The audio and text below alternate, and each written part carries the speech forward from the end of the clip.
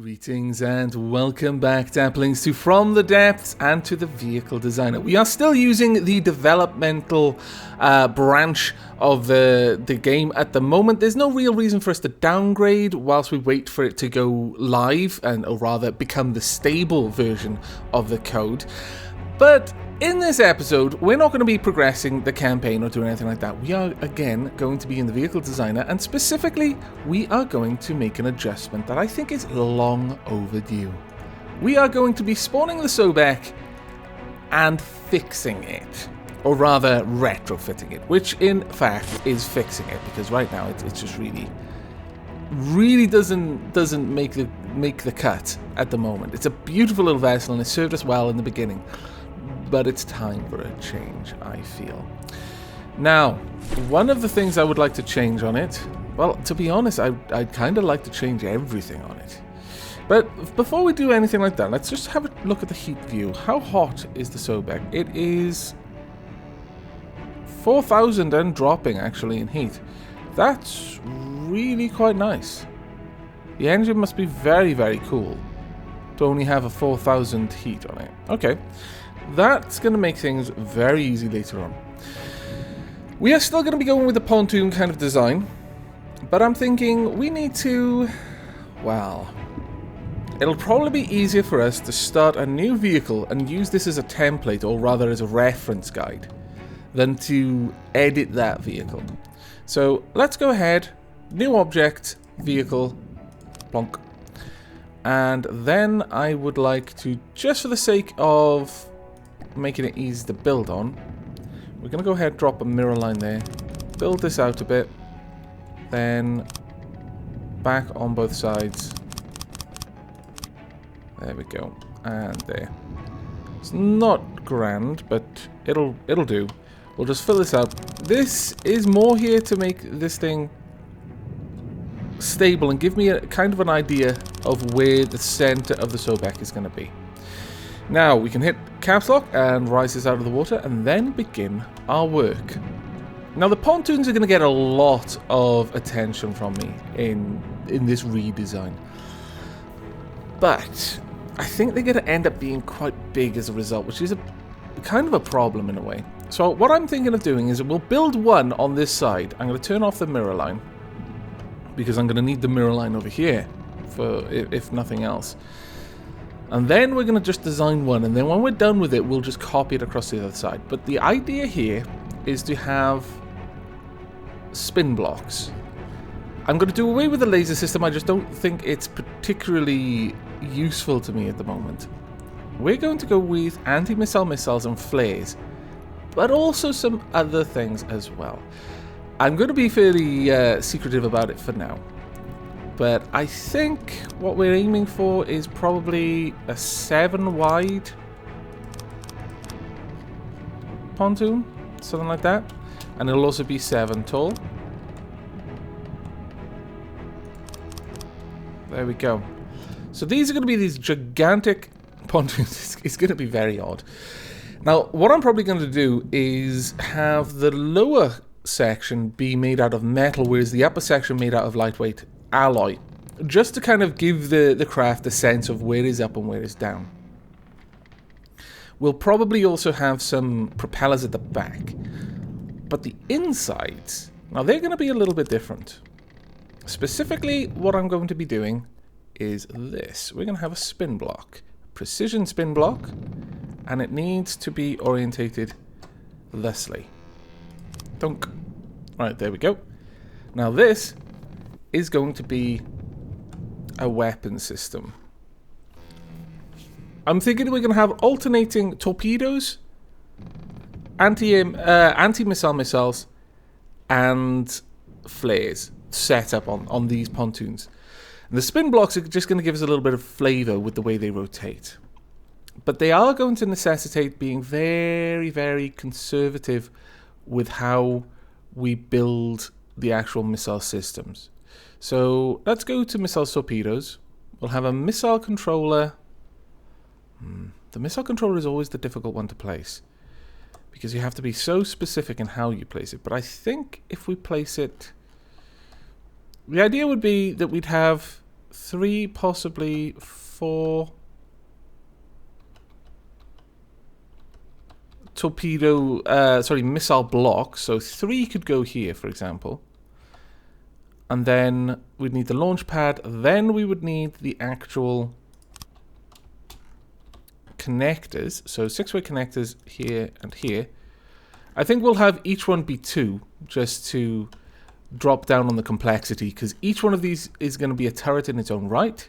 So I'm going to want to make sure that I'm not just building a turret, then a control block, and an AI component just for a single torpedo tube. Otherwise, it's going to get very expensive very quickly.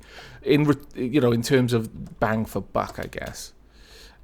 We want this to be orientated in that direction. However, we don't seem to be able to do that with the missile. That is a bit of a shame. I guess one thing we could do is if we put a lightweight block here, then we should be able to put the AI. There we go. And if we rotate it this way, and I actually want it to face it, there we are. Now, I'm thinking I'm making a torpedo with this first one. They'll be set up as a... I think we'll set these up as a tertiary AI, as a tertiary weapon system. Though, thinking about it, the Sobek is still primarily going to be a missile boat. But realistically, it was always meant to be at the far back. It was a support missile craft. But as the distance of the range of engagement has increased over time, that's becoming more and more of a problem, because the Sobeks are just outranged by my main ships. So I'm going to need this to be a cruise missile. So it's going to have a very long range. That's going to be weapon system 1. The second weapon system will be a torpedo, middling range. The third weapon system, I guess, or the torpedoes will be 2. The third weapon system would be, let's say, the anti-missile system. And we could even have the flares on their own setup. But I think actually having just 3 of them would be fine. Yeah, so this will be weapon system 2. We will then need, if nothing else, a single AI wireless receiver. This will be set to channel 2. Doesn't really matter which orientation, but we'll set it up like that. There we go. Right, now we just want to flesh this out a little bit. So there we go. This is the turret. Effectively, this turret is 3 long rather than 2, but it'll only have an operation of 2 missile components for the sake of the length. Because I could put 3 there, but then I'd have to extend this out. So I think it's just better to have 2. We will need the launch pads facing forward, of course. These will be painted in time, but I need to have an idea of how I'm setting this up first. Now here, I want the torpedo tubes to be faced like that. There we go. Fairly simple little design there. All we need here, short range thruster, no. We want 2 fins, I think. A torpedo propeller. We definitely need a torpedo sonar at the front. We need a 1 turn about there. So we're going to have a torpedo propeller here. Where are you, torpedo propeller? There we are. Then a fuel tank. That gives us 1 warhead. As you can tell, this is not really meant for doing any real damage to any significant damage at long range. This is more of a defense system that should be able to fire fairly frequently and do moderate damage to naval vessels. For this, I think we'll just go with a very tight-coned fragmentation warhead. Just a single one. We'll just try to burrow into our enemies with that, and that should be fine. So there we go. That's the missile system right there, the first one. I could, I suppose, stack them up a little bit. There is that.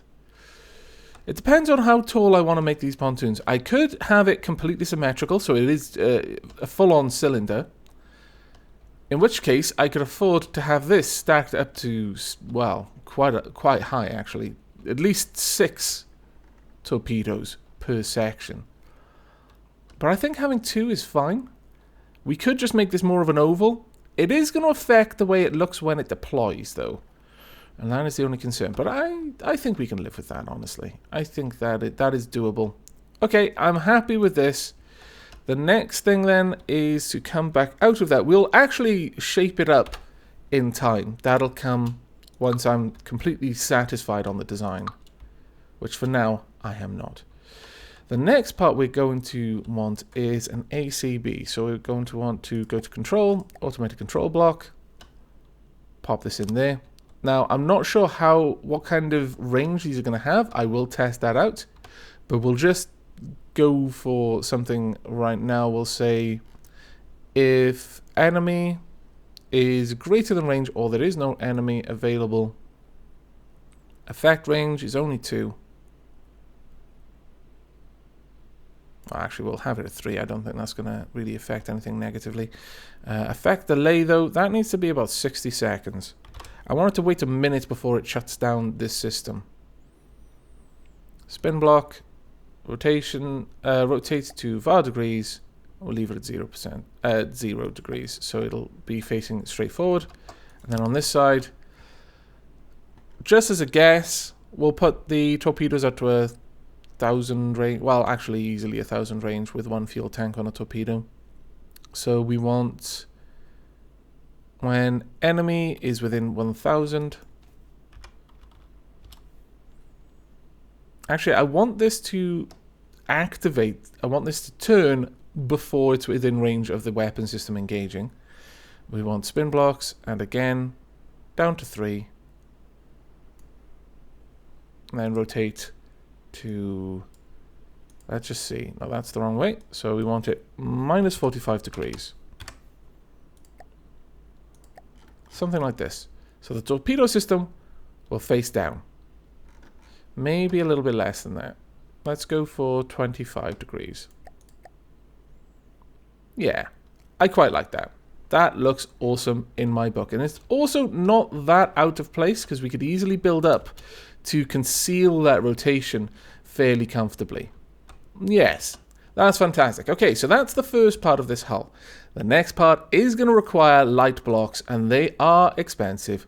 I know, it's terrible. I'm terrible. There we go. Let's build this out. We would want the light blocks at the back, not at the front, to prevent any issues with explosions at the very front of the pontoon, destroying those light blocks. So there we are. Our light blocks come out to here, so now we can use lightweight metal alloy again. And once again, just fill this out. Here we could afford to use a beam, but I'm going to be using beams fairly sparingly on this one because there are going to be so many instances where we want the spin blocks to be fairly close together. For example, we're going to have another spin block right here, and it's pretty much going to be the same design. So we don't want too many of these, but we can afford them every now and then just to save on CPU, really, if nothing else. We could do the same here, but I'll leave that there for now. This one is going to be exactly the same, and it's going to be pointing up. But I'm not going to do all of that on camera. It's just going to be a lot of monkey work. So I'm going to quickly set up one pontoon, and then I'll bring you back to show you what I've done. And welcome back. I have finished my work on the pontoon. As you can see, I've also gone ahead and painted it. I've also added in embellishments, such well, not really embellishments, they're flat out needed, but the propellers, both on the back and along the sides. I've added in repair bots around there, around the inside, only on the inside, because I don't really want them on the outside, they'd be too easy to hit. And some repair tentacles just for the sake of adding some repair capacity to any nearby vehicles. And I just realized that I've done something very, very wrong in that I haven't placed them in a symmetrical way. No. That cannot be allowed to stand. There we go. Now they match the ones at the front. Right, to cover what we've also got the missile warners. These are actually hooked up to receivers this time. I'm going to try and build the Sobek with as few AIs as possible to make it easier to disable certain components. These are all receiving on channel 4, so they should connect up to a single AI, and I'm hoping that will work. I'm not entirely certain that it will, but I've set them up for now, and we'll see if that actually works out the way I want. We've got 1 directly at the front and then 3 along the top. I could perhaps add some at the side as well. I hadn't really thought of that, and I'm not entirely certain that I want to, if I'm perfectly honest, but I could. We'll see if we can do without. Now, you're probably looking at these and wondering, well, what's going on here then? Let me show you. We have a variable thruster set to only 100, a fuel tank that will probably take it to several kilometers away based on the speed it's going to be consuming that fuel, and 2 sticky flares. These are very slow moving flares, but 2 sticky flares should be able to heat up to more than this craft is going to be generating in heat. If not, then I'll adjust that design. And then on the lower level, we've got a simple anti-missile missile, 2 fuel tanks, variable speed thruster at 1000, 2 fins, and a missile interceptor. This is almost certainly going to be changed to the design that I've actually got on the temple ship, or an echo of that design. I just wanted to throw something together so that I could copy over the various turrets. We have 3 sets of those, so in total 6 anti-missile missiles, 6 flares, and we have 4 torpedo systems. The torpedo systems are simple fin, torpedo, fuel tank, 1 turn, fragmentation, warhead, torpedo, sonar, much the same as you saw me set up, but there are 4 of those, so in total we have 8 torpedoes that are capable of launching. Now, to give you an idea of how they will look, let's pull everything down and then just test a couple of these at the same time. So, test that one. They only drop down to 25. Test this one. But the missiles, they angle up far more aggressively to 45. There we go. And that is the torpedoes aimed down to minus 25. And then the missile systems aim up. So it actually looks kind of cool, I think. And then they'll all reset themselves in time. The idea with this is that I'll have different AIs that will activate to arm the torpedoes and arm the missile systems based on proximity. They're not going to constantly be turned on. They don't need to be turned on. It'll also make it very easy for me to work out which AI is which, because at different ranges versus the enemy, certain ones will be turned on and versus others. For example, the anti-missile missiles, they only need to turn on when a missile is very close. The torpedoes, though, they need to turn on a little bit faster. In fact, these should probably be active the moment there is an enemy for that reason. Otherwise, it may be a little bit more awkward. So yeah, let's set up the anti-missile missile ones to activate when there's an enemy within, let's be optimistic and say that no enemy is going to be launching missiles at me from outside the range of 2,500. That is almost certainly not the case. Or alternatively, if these should be only activating off in hostile missile. So hostile missile within 2,000, activate. Same here, hostile missile within 2,000, activate. I was previously having them activate on enemies, but that is particularly dumb because they shouldn't. Now, they're not going to fire nearly that far away. They will wait until the missile's within like 800 before they launch. But I want them at the right angle long before then. So that is the pontoon design that we're going to be having on the rest of the ship. And this is very temporary. I don't know how far out these pontoons are going to be from the central hull.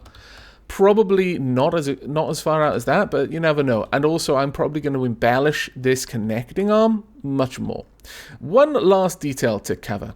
All of the turrets are entirely encased in lightweight alloy. However, the main structure, which we'll see, the shrunk blocks, that's all metal at the bottom, and along the very middle, you'll notice a slight difference in texture, it's lead.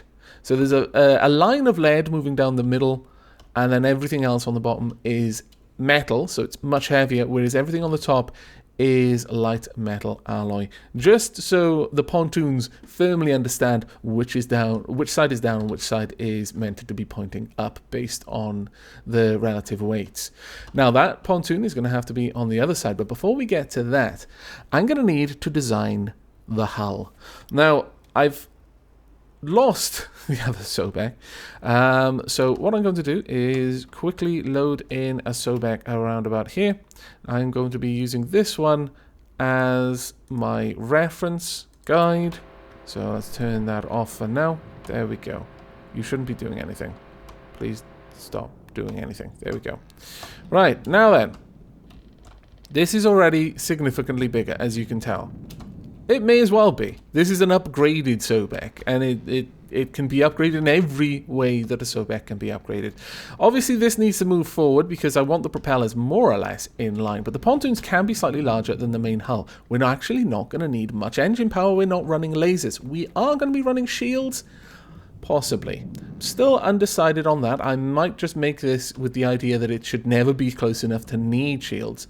So I can just have a fairly small, efficient engine that isn't going to be producing much heat. Have quite a few of these propellers, so it's actually going to be able to get a good top speed.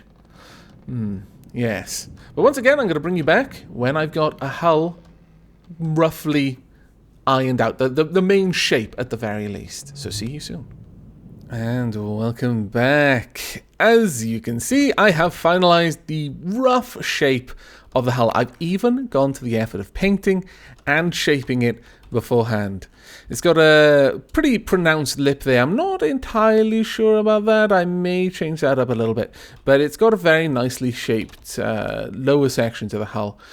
I kind of like the lip, and I kind of don't at the same time. I think it's a little bit too pronounced at the front, so I may have a look into changing that. But for now, this is how it's going to be set up. So, as you can see, I have set up both pontoons on either side. I've even put in an initial guesstimate of propellers. Now, this is going to give the Sobek quite a lot of speed, I'm hoping, at the very least. The center of mass is around about here, so just between the set of propellers. Now that is probably going to mean that it is going to try and drive itself down, so I'm going to have to make sure that the front is pushing up to counter that. And one way I should be able to do that is on the pontoons, perhaps sinking in a couple of main thrusters pointing straight down, just enough to keep the nose from basically digging into the waterline. Or alternatively, I could use hydrofoils as well to try and get the same sort of effect. Now, as you can tell, it's not a very deep vessel, and for a missile launcher, as the Sobek is, that may not work out so well, as obviously we do need some height to be able to launch the missiles. But I have a bit of a different idea. Now, the Sobek is going to be a cruise missile ship. It's going to need the ability to hit at great distances for it to be effective in the sorts of fleets that I'm creating. So, realistically, there was never going to be a way I was going to be able to make a ship with a hull deep enough to accommodate the sorts of missiles that I was going to need. However, we can use more spin blocks. I know, it's as if I'm addicted. I probably am. But the idea that I have is to have missiles, very long-range missiles, laying flat just beneath the hull probably, with a bit of embellishment above it. And when an enemy moves into range, those will tip back to reveal the missile system. And it will launch pretty much straight forward with a one turn to guide it back onto its proper course. I could probably embed quite a number of very large missiles this way. We've got a lot of ship here, a lot of hull real estate that we could fit with these kinds of horizontal missile systems that will just pitch back and launch when the time comes. We're not going to need a particularly powerful engine. We've got plenty of space back here to make it an efficient engine.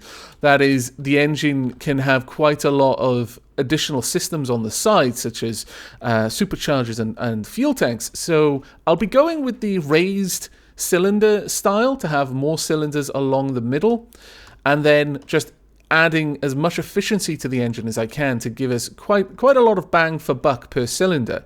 We'll only probably need about this much of cylinder, and then this can be taken up largely with the cruise missile systems. I could fit a lot in, Realistically, there's probably not much reason to, because I'm going to be limited by the amount of ammo that I can hold on this vessel, and I don't want it to be too much of a target. Now, before we wrap this episode up, because I'm not going to be able to put the weapon systems in this episode, we are running low on time, so I'm fairly happy with the work I've done here. I'm going to spawn in another Sobek around about here, I think. Let's load in a vehicle. Another regular Sobek there. There we are, and immediately shut off its AI, just so that we can compare the size. It's actually not that much larger, all things told. The Sobek 2 is probably about 1.5 times the length. In fact, we should be able to check that out. The dimensions are 52 length, 49 width, and a height of 7 currently. It's going to be taller because there's going to be stuff on the top of the deck, but there's not going to be any more underneath. You notice how the Sobek is an incredibly deep craft in order to accommodate the missile systems it has. The Sobek 2 is going to be much more streamlined, but let's have a look at the Sobek 2. Length of 36, width of 19, much narrower than it is long, but a height of 15. We're probably going to have the same height, but we're going to be packing significantly more powerful, much longer missiles at the very least. But you'll notice here, the width is almost the same as the length. The Sobek 2 is a much more stocky craft. Much more stocky. Now, above deck, we are going to be going back to using lightweight metal alloy so that the main hull also has a sense of up and down. But the last thing I really wanted to test out, let's drop it into the water. Let's see where it rests. I mean, it's a very heavy craft at the moment. Is it going to fully sink? It looks like it might. No, it is adjusting. Barely. The front is much heavier than the back at the moment. There's a lot more metal there. I might need to adjust some of that. We don't need as much of this to be metal. We could swap out a fair chunk of this to be lightweight. But the last thing I really wanted to test was the torpedo system. So let's pick the side that isn't facing one of the Sobeks and hop over here. Boom. Right, I want the number 2 system because the number 3 is my rockets. Well, I can just launch those for the sake of it. And explode something. What did I explode? Oh no, it's just that the oh no, the flares seem to have launched. Are these the missiles or the flares? No, those are the missiles. And they got out to a range of 1,600. That's actually pretty good.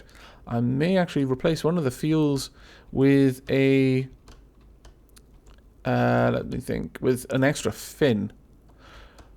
Cut that range in half to 800, which is fine, but give it significantly more maneuverability. I'm thinking about that. Now, the torpedoes. I want to know how far they can reach, because this is actually going to be important information. So I need to pick a direction. I could just pick straight forward, really. And send it off into the towards the horizon. Go.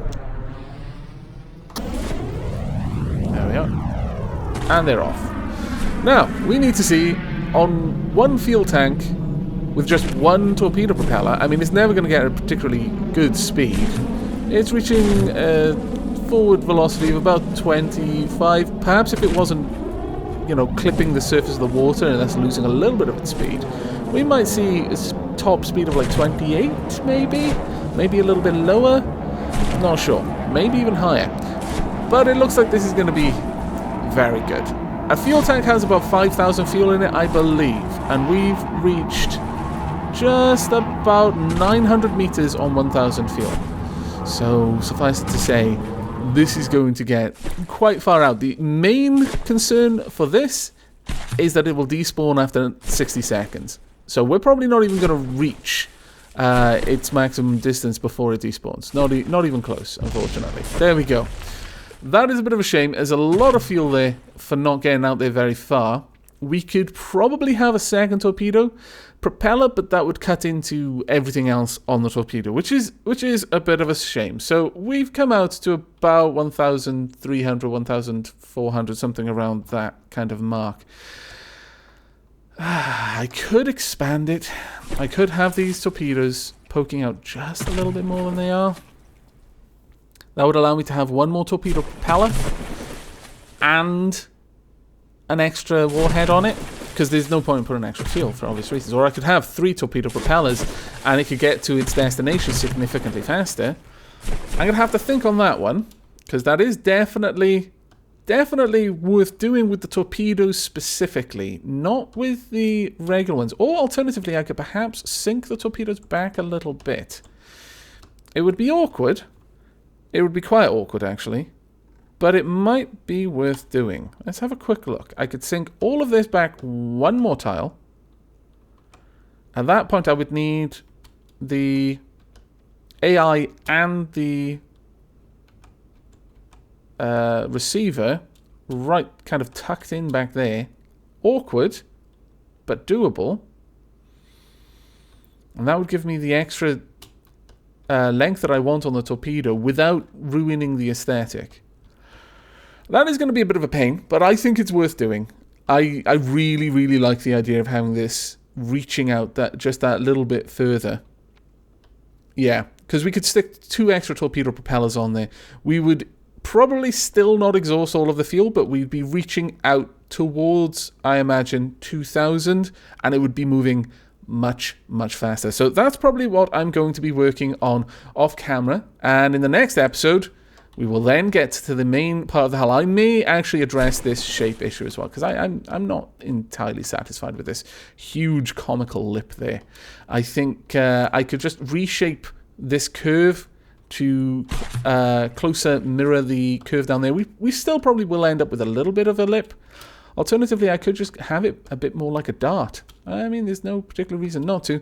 But all of that will be decided in the next episode. So I hope you are liking the direction that the Sobek Mark II is going in. And I hope you will be joining me for the next episode. But until then, and as always, do take care.